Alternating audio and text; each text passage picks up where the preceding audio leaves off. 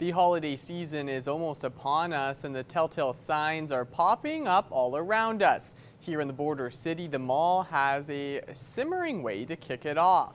Last night, a line of happy shoppers formed outside the mall. They were all there to take in Glitter Night, a special night where the mall opens up late for deals and treats to kick off the holiday season and raise money for charity. We spoke to attendees and staff about what makes the night so special. You can see the mall's open tonight.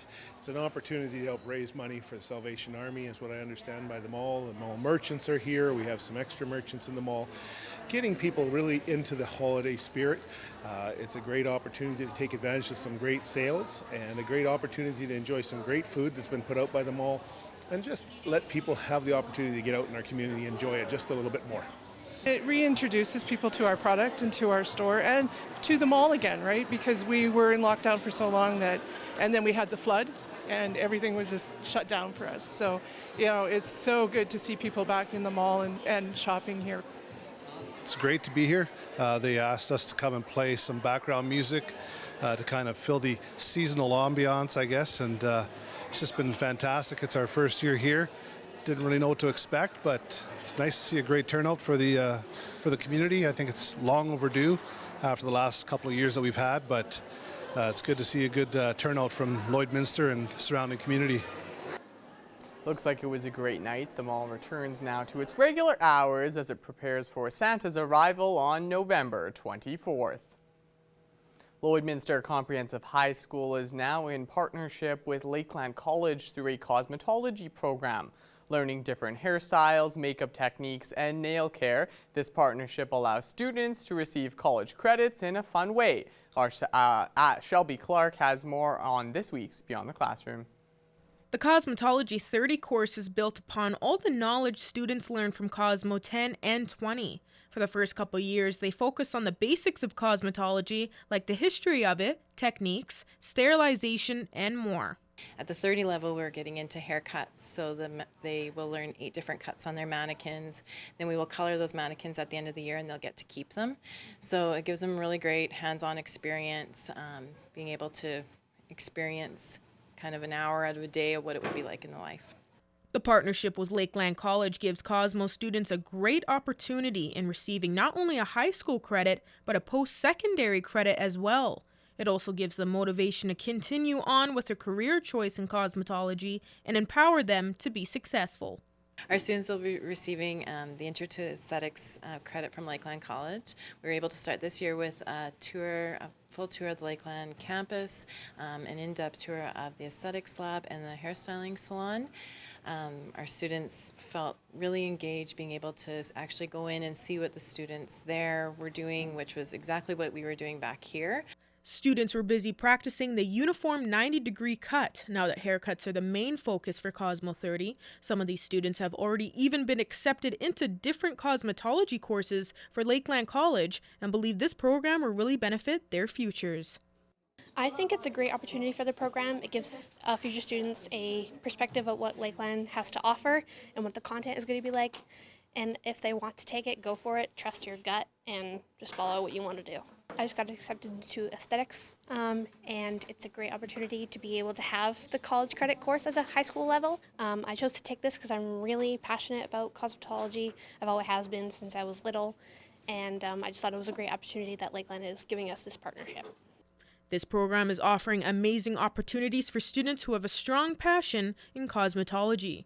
The recommendation is high for younger students who might be interested. Cosmetology allows one to express their creativity freely in either their hairstyles or their nail work.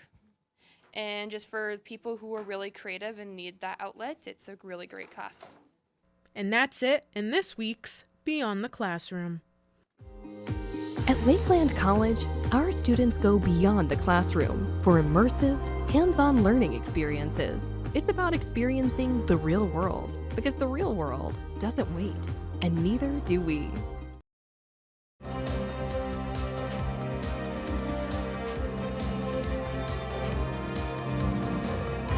The Agriculture Producers Association of Saskatchewan have said that 2021 was the most expensive year ever for crop and livestock producers in Saskatchewan. Our Thomas Wildman has more. Today we have Ian Boxall, the president of the Agriculture Producers Association of Saskatchewan, and he is here today to tell us a little bit about the high input prices that Saskatchewan farmers are facing unprecedentedly in the year 2021, and of course a little bit this year. And so thank you so much for being with us today, Ian. Thank you for the opportunity. So Ian, first, tell me a little bit about why it was so expensive for farmers in 2021 and a little bit here in 2022 for them to produce a crop that year. I think with the increased costs that we've seen in fertilizer, chemical, and seed and diesel fuel, led it to be the largest, most expensive crop that's ever been grown in Saskatchewan at $11.5 billion to put last year's crop in the ground. With that, Ian, the expensive input costs, was that that was of course a problem, but then in 2021 your guys' crop was also quite a bit below average compared to usual. Is that been another effect into why it was so expensive as well? 2021, I don't know if that was the reason why it was expensive. Yeah, we had a drought in 2021. 2022, I think overall, besides a few pockets in the province, talking with members and producers from across the province, lots of areas had an average crop or better. So I think, and I won't discount that our market prices are good, which will offset some of these added costs. Our fear and some of the frustration from producers as to why are we seeing such huge increases in the inputs, and what happens moving forward if markets, if our commodity markets tend to slack off a little bit. What is APAS looking to do in order to kind of help farmers offset these high prices of fertilizer and other input costs, and kind of working with either the government or your other organizations in order to make it easier for our producers across the province? I guess first things first, we're asking why. Why are we seeing these huge increases in these inputs when the traditional triggers or traditional modeling shows that maybe they shouldn't be where they are? Hydrous ammonia is a main ingredient when it comes to nitrogen fertilizer. Natural gas is a main ingredient when it comes to nitrogen fertilizer. The price of natural gas doesn't warrant what the price of fertilizer is. The price of oil in correlation to the price of diesel fuel doesn't add up. Back in the day when oil was $140 a barrel, we paid $1 a liter for fuel. Now oil hovers around $80 a barrel and we pay $2 a liter. The correlation isn't there anymore. And it's frustrating for producers. And I guess we're just asking for the industry to, give us some reasons as to why this is happening and give us some transparency within it so that farmers can make better informed decisions on when to, secure the inputs that they need for their crop. In terms of just, has it been these high prices? I know we kind of got into how expensive it was in 2021 and a little bit in 2022. Were these high prices seen universally across the province, or were there some places like maybe the deeper south that was feeling it a little harder in certain years compared to, say, here in Lloydminster? There would be areas that would feel it harder just because there are some, the southwest and the west side of the province is still experiencing some drought. So those areas would really feel it harder. Yes, commodity prices are good, but their yields were still down because of the continued drought from 2019, from the past year. So I think, yeah, there are areas that would have felt it worse, but I think inputs are up for every producer in the province. They're high, and it's costs a lot of money to put the crop in the ground. And yes, it's offset this year with strong commodity prices, but what happens moving forward? Federal government is asking for a reduction in fertilizer emissions coming in 2025. Is that going to will that help the higher prices for inputs if producers are going to have to now get more specialized fertilizer on top of the high input costs already? I don't know how that's going to play out yet. What we'll see, whether it's coated fertilizer or how we're going to achieve that 30% emissions reduction target, that still needs to be played out. And I still think there needs to be a bunch of research done on that file to ensure that, we know where those emission savings are. But anytime you start adding something that farmers need to do to change what we currently do, it's going to have an added cost for sure. Thank you so much for all the information today, Ian, and we hope to hear a lot of better things for our producers across Saskatchewan as the years and months go by. Perfect. Thank you very much. And now here's a look at today's agriculture prices.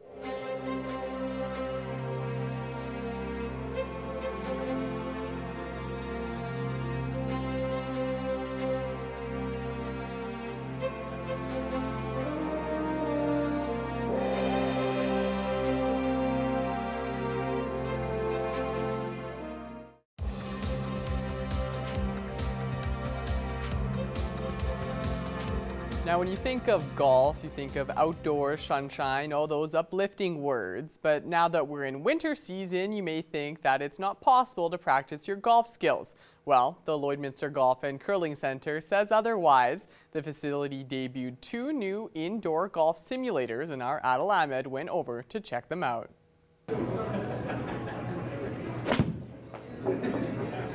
Tuesday night, a night that saw over 15 members from the Lloydminster Golf and Curling Centre try out the new GC Hawk golf simulators. They're top-end simulators, commercial use. They're partners with the PGA of Canada. You also see them on the driving range on the PGA Tour. So the data that it offers for club fitting, lessons, and regular play is outstanding. They're the best on the market. Technology like this is something that doesn't come here overnight. The $120,000 simulators is one that Wheaton says he's been attempting to bring here for years. Obviously, with the supply chains that everybody's struggling with, realistically, to make the purchase and get things here, it's been a year and a half in the making. And the feedback so far from the members that have tried out the simulators has been positive. One thing I really like about them is lots of room, because sometimes they get a really wild swing going and there's lots of room to swing any way you want. And I even brought my son today, and he's 13 years old, and honestly he really enjoyed it as well. So it's really impressive to see the technology and how far it's come. I've played a few simulators in the past, and this takes it to another level accuracy wise. You can, when you hit the ball, you can tell when you hit a good shot, and it reacts accordingly, and if you hit a bad shot, it's a bad shot. So now see, I took a look at everybody else taking some swings. I couldn't help myself, and I decided to take matters into my own hands. So here we go. Here goes nothing. Oh! He needs some milk.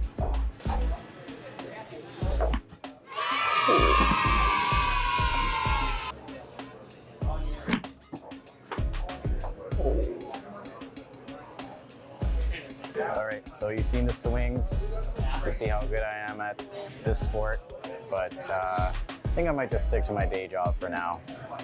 For Primetime Local Sports, I'm Adil Ahmed. Looks like Adil had a great time out there. Might have to head back another few times to work on that swing. It's time now for us to check in, though, with Shelby Clark for another look at weather.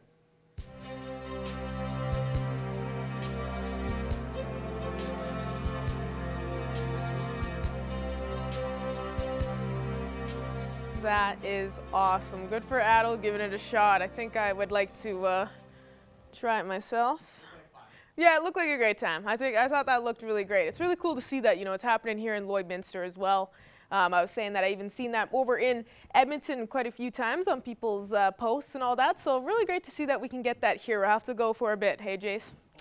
Yeah, we have to go. But now moving on to more important news, a new extended look at your weather forecast. We'll be starting off with our central zone of the provinces to kind of see where we are sitting at temperature-wise. And on the Alberta side, we have cooled down quite a bit compared to the last couple of days. We were seeing those plus temperatures, those single-digit plus temperatures, but still seeing those plus temperatures. So now we are kind of moving back into the minuses. We haven't quite reached those double digits just yet on our Alberta side, but getting pretty close for today. Seeing that -7 and -8 up in Athabasca, Cold Lake, and seeing that in Edmonton. Some are slightly warmer compared, but still, seeing that minus point. -6 in Whitecourt, well, there's -5 in Red Deer. -4 and 3 in Edson and Rocky Mountain House, and Jasper is the warmest compared, seeing -2 degrees. And now going over to our Saskatchewan side to check them out. They are kind of seeing the same conditions as what we are looking at on our Alberta side, except all are just sitting at -7. So slightly cooled down, as most aren't really seeing too much warmer conditions, but they are just seeing a few degrees off of that -10 point. So for today, I would say we definitely are seeing much more cooler conditions compared to the last couple of days. Now going over to our northern zone, they definitely have cooled down quite a bit for today as they are getting closer to that -20. Seeing that -15, 16 for Radium City and Stony Rapids, -12 in Wollaston Lake, LaLoche and Buffalo Narrows both at -10, and South End and Flin Flon seeing slightly warmer, just at -7. And now going back to Alberta side to check them out for our northern zone, they are matching with us in our central area as well. For Chipewyan and high level seeing slightly cooler, that -10, -11. So some are just seeing those double digits now as we head more into throughout the day into the evening. And we start to go a bit lower here. They start to slightly warm up, -8, -9 for Fort McMurray and Peace River, and both Grand Prairie and Slave Lake just at -7. And now checking out our southern zone, they are looking slightly warmer compared to the rest that we have been checking out for our central and northern, especially for Lethbridge, just at -1. They are slightly matched with us in our central zone, though I would say on our Alberta side here in our southern area. -3 in Calgary, while it's -6 in Banff, the rest with Coronation. Just seeing that -7 kind of matching with Kindersley here, and then going over to Medicine Hat, they are just at -3. And going over to our Saskatchewan side to end things off here, they are matching with us in our central area. They actually have warmed up from what they were looking at yesterday. This zone was definitely seeing those double-digit temperatures yesterday, so now they have warmed up and they are kind of even with us now for today. Most spots just at -6, -7 over on this side. And we look over in Estevan there, they are seeing slightly warmer, just at -4. So just by a few degrees, they are seeing some slightly warmer conditions. But now as we look at temperatures that we will expect throughout our evening tonight, we will be dropping down pretty low than what we have been seeing the past couple of nights. Provost especially seeing that low of -20, a low of -19 that Bonnyville will be seeing, a low of -18 that Paradise Hill will be expecting, and Alacross and Meadow Lake will be seeing a low of 17 to 16 degrees tonight. So we will be cooling down quite a bit than what we have been seeing with those single-digit temperatures. Kind of crazy to see that last night, but for tonight we will be getting closer to that -20 point. But condition-wise, we will be seeing a slightly around 25% chance of some flurries in some of these spots here, but we'll be mostly seeing a pretty calm night. Looking at some more spots here, Murnham and Wainwright looking at a low of -20, a low of -19 that Pearson and Unity will be expecting. At Calgary, we'll be seeing a low of -14, so not looking too bad for Calgary tonight, but most spots will be cooling down quite a bit, so I would say, you know, maybe plug in the vehicles to be safe. And Unity was even seeing a high chance of some flurries, around a 55% chance tonight. And ending off with our 7-day forecast for here in the border city, we will be looking at a gloomy day tomorrow, unfortunately, at -15, but don't worry, look at the rest here into next week, all the way till next Wednesday. We will be seeing some nice days with those single-digit temperatures, and even seeing a mixture of some sun and cloud on all of them as well. That's all I have for now. Our Jason Mackey will have more news coming up after the break.